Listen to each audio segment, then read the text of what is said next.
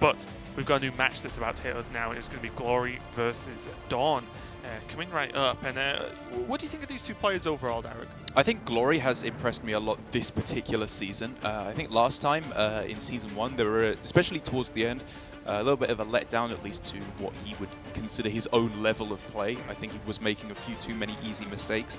But this time, where I don't know exactly what his relationship with Ali Timu is, but last week when he was, having the identical lineup to him, and I think knuckling down with his practice partners a bit more, it feels like he's got a very good understanding of the metagame at the moment with his lineup that is fairly standard but omitting Druid, which I think is not a terrible read to make, but it may not necessarily have worked out for him here, because I think Glory maybe has expected too much Priest, which is why he is going away with the Druid, because Druid versus Priest, a horrendous matchup. But he hasn't found that in a lot of opponents. And it's a weird thing. I know you've mentioned before as well about Glory and Team maybe having a bit more of a European style to them, and where they take their reads of the meta from. And it's very weird, right? Because I feel like so much of the meta is defined by what the GMs decide it is, if that makes sense. Yeah, absolutely. For example, a lot of the European Grandmasters players are effectively tweeting out and talking a lot about Priest lore. And because of that, people might think Priest is even better than it is. Yeah. I'm not saying Priest is bad, don't get me wrong, but they might have an idea of like, well, if all the GMs are saying this, and all the players I respect are like, oh, Priest is just insane, then do I have to prepare to play against Priest? Do I bring Priest? Yeah. And suddenly, you might not even consider that if you were in a bit more isolation.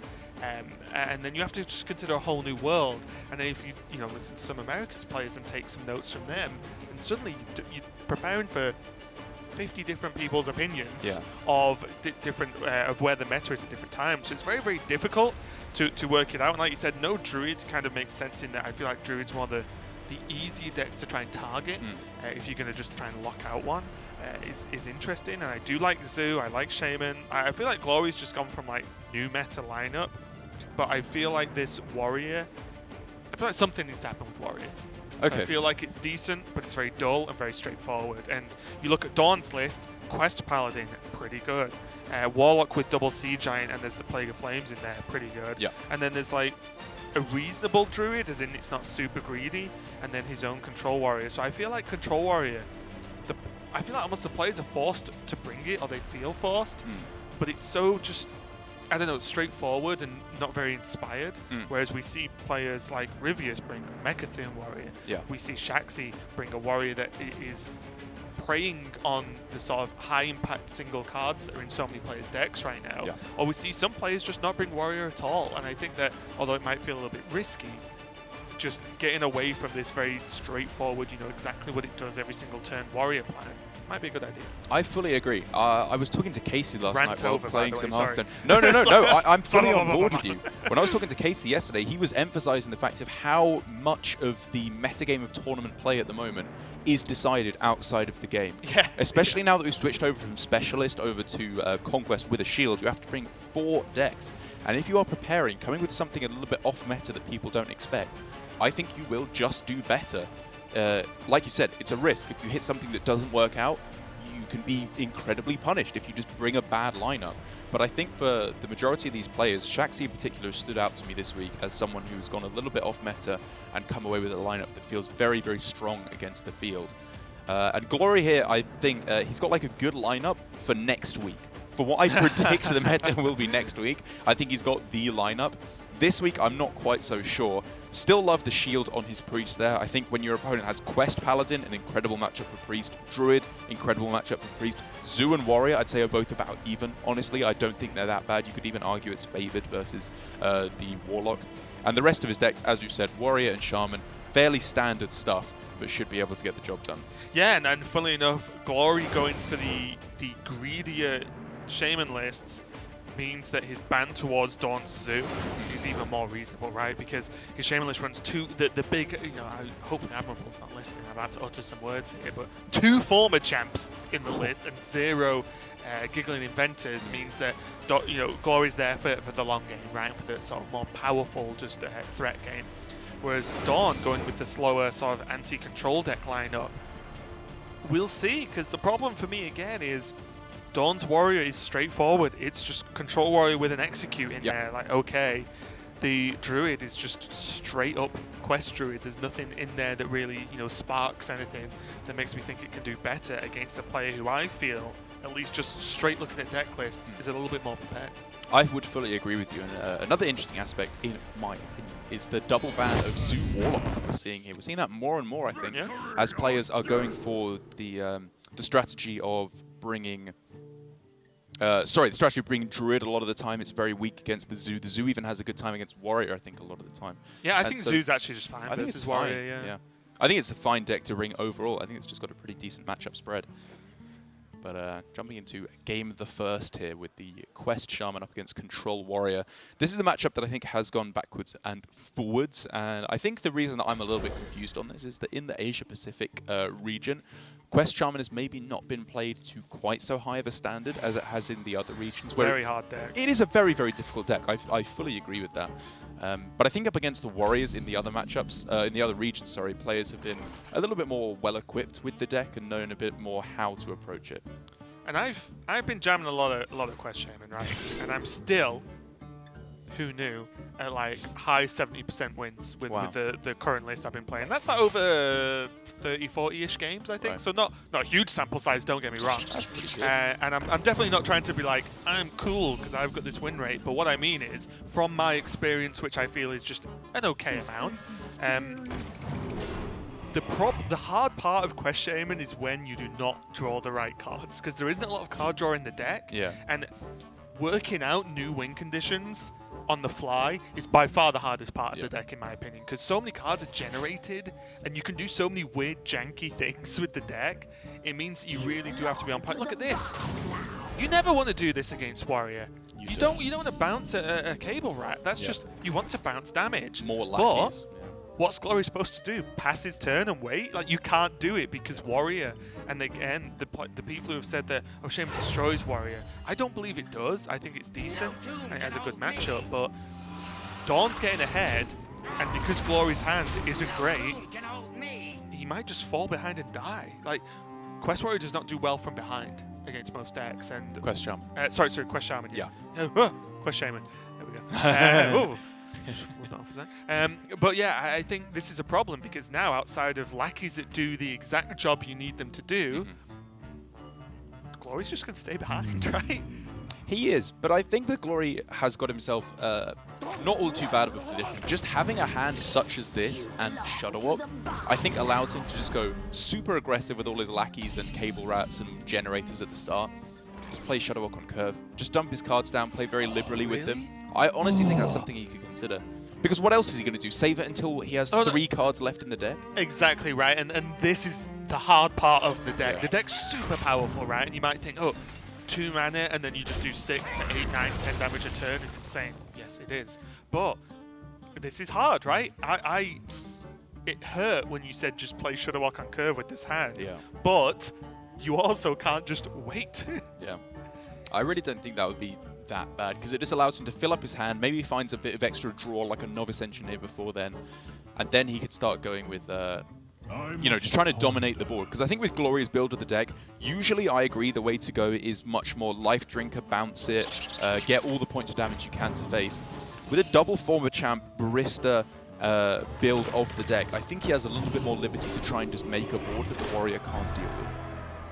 Because if he does it quickly, even though there's double Brawl and Plague of Wrath, he won't necessarily have those all in time. Right.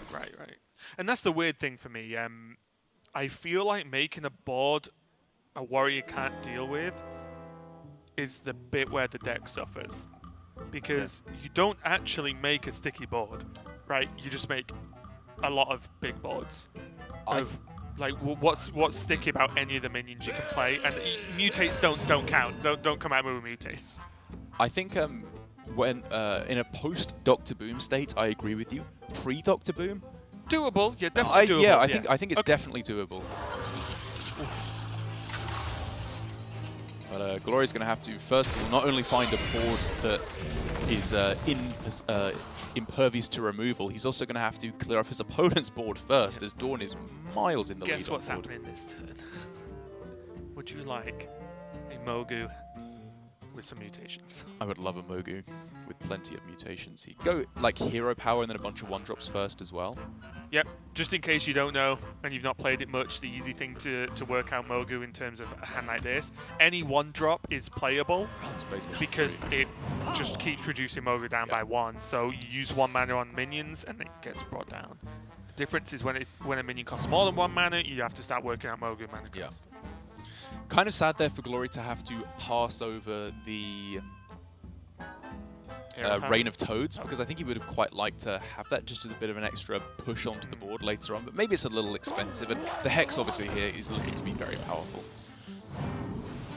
I like the pick of Big Bad Voodoo as well. That could be yeah, well, this is what I said, right? So how Shaman, for me, does not that make sticky boards that well. Yeah. Well, guess what? Big Bad Voodoo does, you know, and that's one of those cards that really helps out. What did he get? Is that Dr. Oh, I thought it was Dr. Morrigan. That is the card that was added into the classic set, I believe. I think it's called Arcane Devourer. And whenever you play a spell, you get +2/+2, I think is the text on that card. I've never played it. I've never seen anyone play it. Oh, bang on. Oh! Check me out. The funny thing is, if this isn't killed, there's a chance. I did consider it. I got DawN it once will get from... devoured. What did I get it from? I think I Conjurer's Called something and ended up with 2. And I was like, wait a minute. Do I just kill them? Magic trick, magic trick, magic trick. Yeah. I didn't because they just killed them. But I was like, what if they didn't manage to clear them off? This is insane. Yes. But there's a in the same way that Gruul, if it's stuck onto the board, would be the best card in the game. But oh, come on. You never need to stick for 1 turn. Yeah, right, that's my point. Like right now, if this minion sticks, then there are some issues, right? There are indeed, especially as Hex coming down to answer this big board. There's Ethereal Lucky as well to play. Not bad, yeah. To maybe get some more spells. Does Glory ride to victory on the back of an Arcane Devourer? That would be fair enough. I want some like fan art. If that happens. I want someone to draw a picture of Glory riding on the back of this Devourer at DawN. The time of day or the player. I don't mind. Whatever your artistic inspirations. At DawN. Yeah. And tagged at DawN in the Twitter post.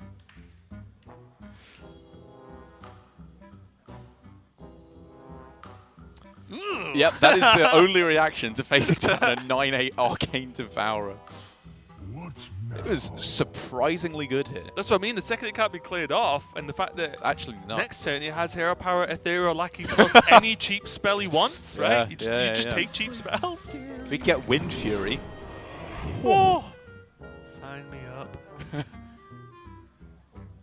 I think it's probably a second flunky here. The Booty Bay obviously fills out the curve, but yeah, I would much rather just play another flunky. Maybe the Silverback Patriarch as well.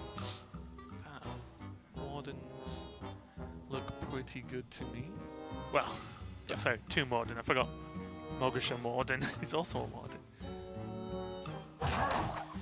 I think he's probably going to be trading in here just to play around Mind Control he tech. bothered? I guess actually if they Mind Control tech here, yeah, you're pretty happy. Sign me up. Yeah. With 2 Mordens in hand.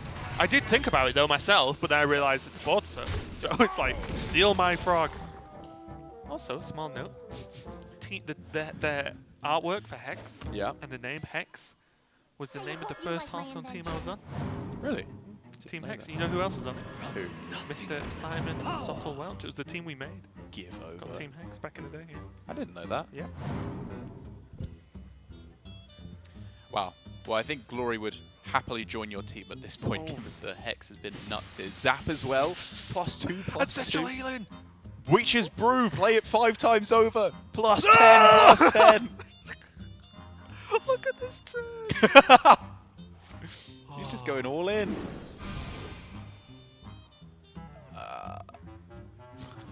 I think it's the Drake, even though I'd love to see the Mad Ball. I saw him, I want to say it was Wyra, a player who makes he's a fantastic deck builder. Yeah. Was playing Twilight Drakes in his question. Oh really? I didn't see Well, that. think about like Hero Powered Twilight Drake. Like, Sounds does it ever die in this meta? There's no real many stances. And then also you Shudderwalk gets the health bonus too, which is insane. Man, DawN's like, I'm gonna have to brawl me this board, and if the gonna have to elemental brawl. lives, I lose. Yep. And if it dies, I might lose because that's got Big Bad Voodoo on it. It's going to summon a 9-drop. It is an absolute nightmare scenario for DawN. And this is what we were talking about, a board that the Warrior cannot deal with. Glory may have done it. I mean, it's the same as Alex Straza here. It makes no difference. It's just an 8-8. Some wholesome Hearthstone is going on right now. I love this. This is just a tour of the classic set at this point. We've got Arcane Devourer into King Crush. You can evolve it into a 10-drop as well. Into Deathwing. Yeah, Deathwing to finish the job. I'm kind of sad I was enjoying Arcane Devourer on the board. Oh! He's got Wind Fury! And Earth Shock! Wait. How much damage is Does he this? just win? No, not quite. He doesn't have a Goblin Lackey. No, but he can Wasp. He's got Wasp. 6 damage. Yeah, but I was wondering if he could buff the attack. Yeah. But I mean, he can still deliver 16 damage directly to the dome. He didn't go Earth Shock. Is that weird? He didn't take Earth Shock, took Totemic Smash, but he could have done 6 face. But so could the Wasp. Yeah. 6 to face. Oh, this game of Hearthstone. I think that was... I mean, even if he didn't use it there, I think Earthshock is just a better card to take to get through Tomb Wardens or Ziliax or something. 6 to face. Yeah. He would have done, what, 22 that turn? As Glory says, play your Tomb Warden. I dare you. See what happens. What now?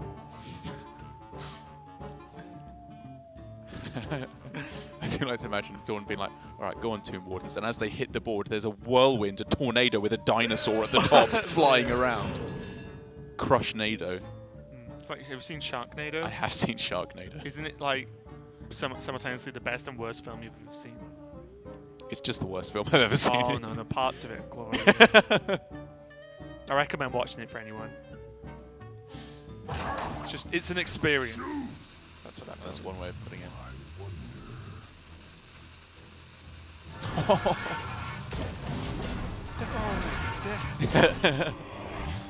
Yeah, not exactly what DawN is looking for, as he has to be moving in towards lethal that's pretty lethal. quickly now. Boom, boom. Lethal. That's just lethal. Yep, 6 damage. The Life Drinker does the damage, means that the King Crush's job is just to get through those Tomb Wardens.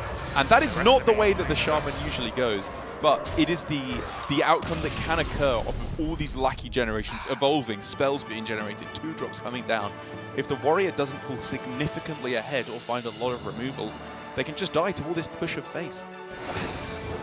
Glory got away with that one because DawN was destroying that game. He was. DawN was crushing Glory, but then a couple of good outcomes, and there you go. And Glory was crushing DawN. Yeah, literally, in every which way possible. Glory takes game number 1, Question versus Warrior, in a very unconventional version of that matchup. But stay tuned, we might have more fireworks next game. We'll be right back.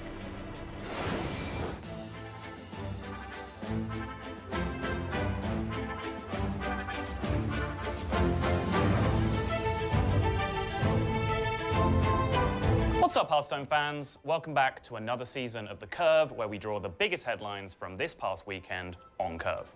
I'm your host, Simon Sottle-Welch. Let's do this. Of the 3 Grandmasters that have qualified for BlizzCon, only 2 of them have a win. That's a combined record of 2-10 to start off the season. PNC was the first to win a series on Saturday, and Surrender also won once on Sunday.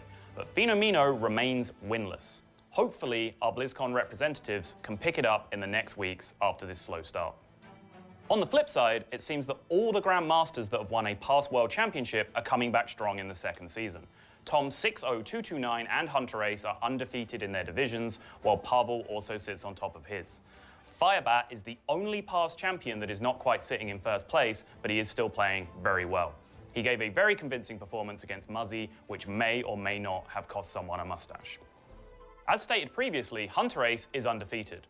He's won all his matches and has only lost 1 game in the course of 2 weeks. After bringing the innovative Bwonsamdi Priest this past weekend, he's shown us why he's the current reigning Hearthstone champion. Not only has Hunter Ace been doing well in Grandmasters, he also finished the last ladder season at number 1. Some people think he won't lose a single match this season, and it's looking like these people might be right.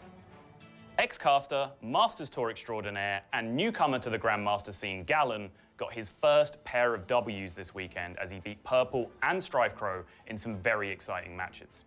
Gallon was able to take some calculated risks that paid off in the Strifecrow series to beat his Priest twice.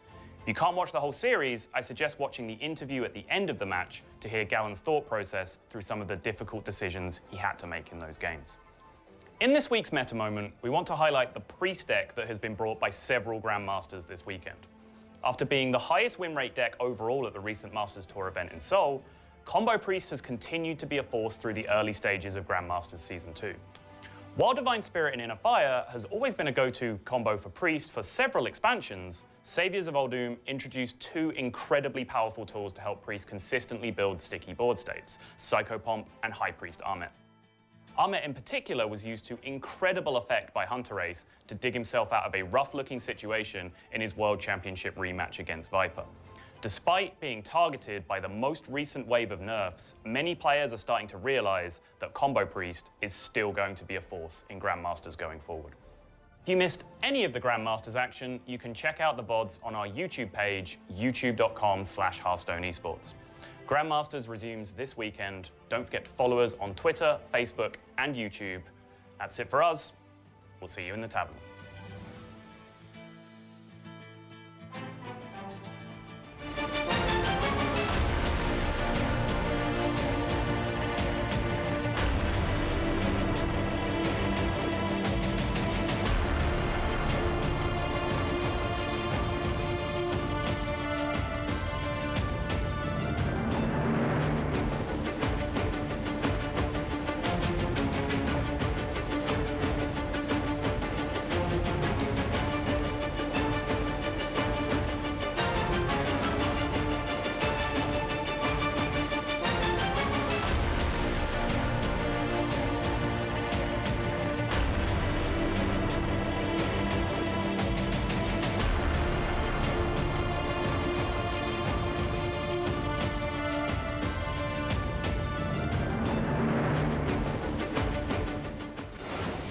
DawN versus Glory is going to continue, and maybe it's going to be just as explosive as game number 1 there, because we've got Priest versus Warrior coming right up, and Glory, if he takes a win here in this game, he's going to take the series, of course, but also take the series in kind of a strange way, because Priest, I don't know about you, Dara, but I feel like every win feels like cheese in some way, right? It really does. Yeah. And then that last game from Glory was definitely cheese. So we'll see what happens, but I think outside of DawN's Execute in his Warrior deck, I think this matchup is actually fairly even. I think it's fairly even as well. I think the reputation that was garnered during a Masters Tour Seoul was that the Warrior was like the counter to Priest. Right. But if you actually looked at the matchups, it was very close. The Priest had a decent shot. And obviously that was a slightly different metagame. Boom was 7, Extra Arms was 2. But I would say for the most part, I still think Priest has got a pretty good shot here, because if you know what you're going for, then I think you're in with a very good shot, because the way that you play the matchup against a lot of other aggro-y kind of decks is that you're trying to go for, I don't know, like the smaller minions and just take value trades and heal up. The way I find I'm winning this matchup is not necessarily by drawing loads of cards at the start, although if you can, that's like obviously a fantastic thing to do. It's just by getting big minions on the board that are difficult to remove. I'm talking Injured Blade Master, there we go, Amit, Psychopomp. This kind of a hand feels pretty good to me as Glory. I was going to say, is this just... This looks bad in terms of the average Priest hand. It's not got Cleric on. Is someone injured? Priest, you do not help yourself. I'm trying to defend you a little bit, saying this hand looks kind of bad because Cleric... Never mind. So anyway, let's forget about that. If you but in play general, it, she will come. This looks like a quite a high, it's like high curve hand, right? It's like top of the curve for the Priest deck. But I think you're right. I think against Warrior to go Blade Master, if they clear it, great. Psychopomp, you can't clear it. You just can't as Warrior, and then it kind of snowballs from there, right? Yeah, and I think getting above the 6 health breakpoint. Wow! Right, the Raven. Ridiculous! It's just. Can we start calling It's just this? Exodia I know. already. We should start calling this like Fondue Priest, because it's just nothing but cheese. Oh, it's insane. Oh, would you like card draw with your opening hand that could have won the game on its own anyway? Yes, yeah, go on please. Go on, chuck it on. And now, the purgatory that DawN's in right now of, well, execute this Blade Master. Yeah. But if it gets Psychopumped, do I just concede? It's like killing a minion can sometimes feel so bad against this deck. And I just don't even know anymore, Derek. I don't even cast this. Pretty easy double powered shield. Oh, well, this is kind of interesting because playing out the second Northstrike Cleric is, I think, something that Glory should hold because there is a Restless Mummy that he can be fairly certain is in hand, or at least the majority of the time there's a Restless Mummy because the Town Crier was played, which means 2 out of 3 times a Restless Mummy is drawn into the hand. And having a Northstrike Cleric for the Mummy to rush into would mean that the Psychopomp does not necessarily res the Blade Master, which you absolutely want to hit. And also as well, I think, just as importantly, he doesn't need to play the Cleric. Like, it's just silly, you know, like... It spends his mana, which is like, good. But yeah, okay, you spend mana, he could just heal himself and just whatever, but the thing for me is, yes, it's powerful, but it's also completely unnecessary, and you don't want to be silly with the players. Speaking of silly players, turn 377. Look at DawN's face. DawN, I feel it, my friend. he is a broken man. I'm with you. I'm with you. My question, Derek, and I want you to make a call here. Is this going to be the first time, I believe, in Hearthstone history that we're going to get just like a, the nerf wasn't enough, nerf, and Priest takes another hit soon? We had that like 5 times with Quest Rogue. But that was over sets. That was over like expansions, right? Okay. I'm talking about like we had a nerf a few weeks ago within okay. the same expansion. Are we going to have another nerf before we get a new one? Did we have that with Battle Rage back in the day? Do you remember when it would heal? It would draw off of all damaged minions, not just your side. I of the honestly board? don't remember if we had That's the nerfs like closed beta. But anyway, I don't know if we had a double nerf. That's like way back. But I am personally of the opinion that this deck does need some kind of adjustment. Because I personally find because of stuff like this, I don't think it's that. I personally don't find it very fun to play against this style of play, and I think a lot of people would agree with that. And well, the problem is double attack plague. That's not very good. Yeah, that's just you double tap plague. You leave your opponent with 7 power on board. And you're like, wait, what? So, doesn't even kill the Psychopomp. Well, 50% of the time, he's in a decent position if he brawls, because the Psychopomp or the Restless Mummy living both are fine, I would say.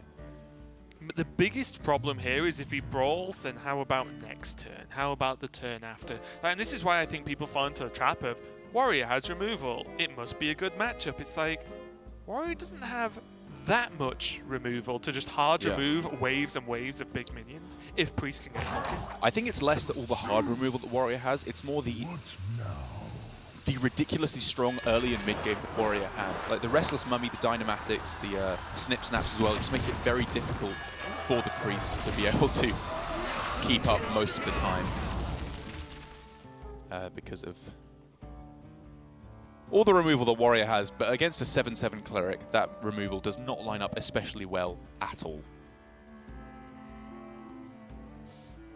Interesting idea here. I think you saw this in the news earlier, but I think Amit, although looks strong, to just play out post-brawl, post-rush minions, so on and so on, is definitely kept for that turn that we saw, I think, Huntrace play, where it was like late game, Amit, 1-drop, 1-drop, 1-drop, enjoy, because all these minions are now insane health, and it's just and it's like it's what this Priest definitely should not be allowed to do, and it's what Bonsamdi has helped him do, is there shouldn't be late game refill. Right. If you lose the board on turn 6, you shouldn't be able to convincingly get it back, and it should be the weakness, but it isn't, not anymore. And I think I like this play from Glory to go for the Psychopomp, because 3 out of 4 times it reses him a Blade Master, which is, I think, I agree, definitely more important than an Amet. That's just lethal. Yeah, that is just game with the silence. And Glory just gets there, and DawN, mate, just don't even feel bad, friend, because there is nothing you could have done in this series.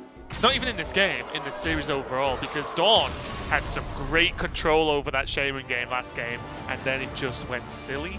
He literally had nothing he could do, and Glory again doing the things Priest does best, which is cheese out games. And don't get me wrong, I'm not taking it away from Glory here. This might sound like Glory got lucky. It's like, well, partly, but Glory's also played fairly solid. Do you know what I mean? Like, he didn't play that Priest game badly. It's just Priest is so strong that a lot of the time it looks like the Priest opponents can't conjure anything that can even deal with it, but that's the power of the deck. But the player also has to play the deck, right? So I agree with I think pretty much every decision Glory made that game. yeah, exactly. Like, that's what I mean. going with the coin into Injured Blade Master Circle of Healing, I guess it was quite an easy play, but it didn't curve out well into his 4-drops afterwards, which is maybe what he was trying to do. The decision to hold back the second Cleric, both to get a 100% res on the Blade Master, and of course to make Amet later on more powerful had he needed that. I think it showed good understanding of how the matchup should be played. As I said, getting out those early high health minions is the way to pull ahead in the matchup, and Glory did exactly that. Yeah, and one thing I feel is important, I know you've talked a lot about, is